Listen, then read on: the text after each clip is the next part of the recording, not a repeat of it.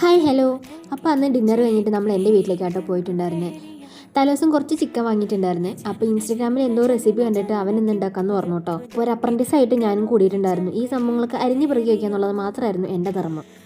അപ്പോഴേക്കും അവൻ വന്ന് കുറച്ച് ഉള്ളി, വെളുത്തുള്ളി, ഇഞ്ചി ഇതൊക്കെ എടുത്ത് നല്ലോണം പേസ്റ്റ് പോലെ അരച്ചെടുത്തു കേട്ടോ. അരച്ചെടുത്തതിന് ശേഷം ചട്ടി ചൂടായി എണ്ണ ഒഴിച്ച് അതിലേക്ക് ഈ പേസ്റ്റ് ഇട്ട് നല്ലോണം വഴറ്റണം കേട്ടോ. അവന് കടുകിനോട് ഭയങ്കര വിരോധമാണ്. എന്താണെന്നറിയില്ല. നമ്മൾ കറിയിൽ കടുകിട്ട് കൊടുത്തു കഴിഞ്ഞാലും അത് കഴിച്ച് കഴിയുന്ന സമയത്ത് ഈ കഷ്ടപ്പെട്ട് സെപ്പറേറ്റ് ചെയ്തിട്ട് വെച്ചിട്ടുണ്ടാവും കേട്ടോ. അതേപോലെ തന്നെ ഇവൻ ഉണ്ടാക്കുന്ന സമയത്താണെന്നെങ്കിലും അതിൽ കടുക് ഇടത്തില്ല. പിന്നെ അവൻ പറയുന്നത് അതാണ് അതിൻ്റെ ടേസ്റ്റ് എന്നാണ്.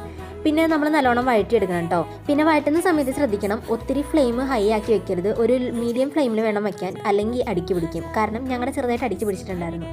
അടുത്ത ചേരുവ എന്ന് പറയുന്നത് സവോളയും ചെറുള്ളിയും കേട്ടോ. അതിട്ടിട്ട് നല്ലോണം വഴന്ന് കഴിയുമ്പോഴേക്കും തക്കാളി ഇട്ട് കൊടുക്കണം.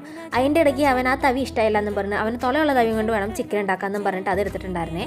ഈ സമയം കൊണ്ട് നമ്മൾ ഓൾറെഡി ചിക്കൻ മാരിനേറ്റ് ചെയ്ത് വെച്ചിട്ടുണ്ടായിരുന്നു.